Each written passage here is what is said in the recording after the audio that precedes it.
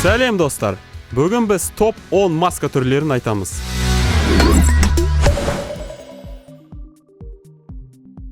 Оныншы орында баклажкадан жасалған маска. Анау-мынау емес 5 литрлік баклажкадан. Неге дейсіздер ғой? Себебі тек бетті ғана емес, бас бөлігін толықтай жауып тұрады. Қалай жасағыңыз келеді? Өз фантазияңызға байланысты. Әдемі қылыпта жасауға болады. Ол үшін 5, 2,5 және 0,5 литрлік баклажкалар керек.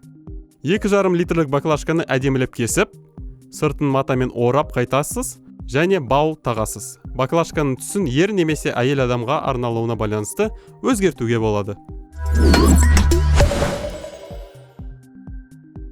9-шы орында жемістен жасалған маска. Енді жемістің ішін жеп, сыртын тастамауға болады. Кез келген мұрынға дәл келетін түрін алып, бау таға саласыз. Ең бастысы аллергияңыз болып жүрмесін. 8-ші орында іш киімдерден жасалған маска.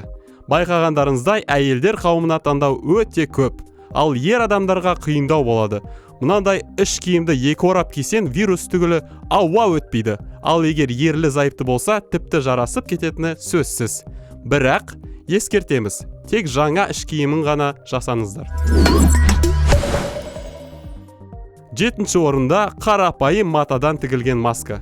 Бірнешеуін тігіп, үйде отырып табыс таба аласыз. Егер бұл масканың күшіне сенбесеңіз, қалпақта тігіп алсаңыз болады.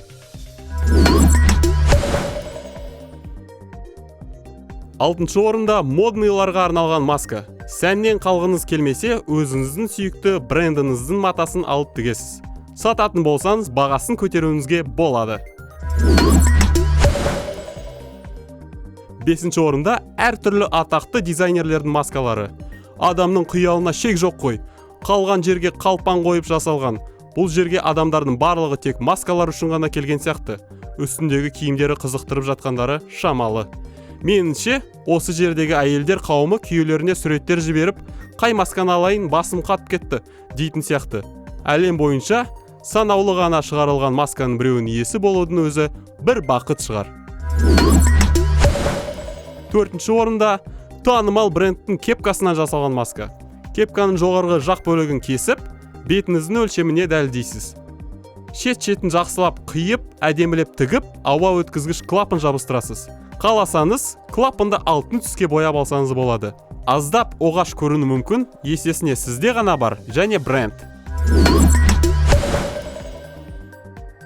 3-ші орында қалыңдықтарға арналған маска. Той көйлегі дүкендердегі сатушылар қалыңдықтарды қалай қызықтыруды біледі. Несі бар? Карантин кезіндегі той жасап жатсаңыз, күйеуіңізден тек той көйлегін ғана емес, қалыңдық маскасын да сұрайсыз. Ал күйеуіңіз шын жақсы көрсе, оны міндетті түрде алып береді.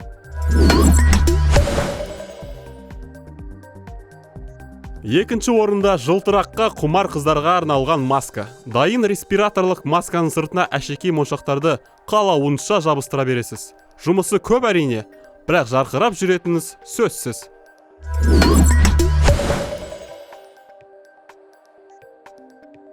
1-ші орында былғарыдан жасалған маска. Бұл масканы классикалық стилді ұнататын адамдарға ұсынамыз. Сөмкеңіздің түсіне сәйкес жасауға болады. Бірақ әуресі өте көп. Қарапайым ине мен жіптің бұл жерде күші жетпейді. Арнайы пышақ пен қалың жіп, мықты қол керек. Бұл орайда етікшілердің жолы болған сияқты. Міне, бүгін осындай маска түрлеріне шолу жасадық. Ұнағанын жасап көріңіз, қызық болсын. Ең бастысы, ауырмаңыздар.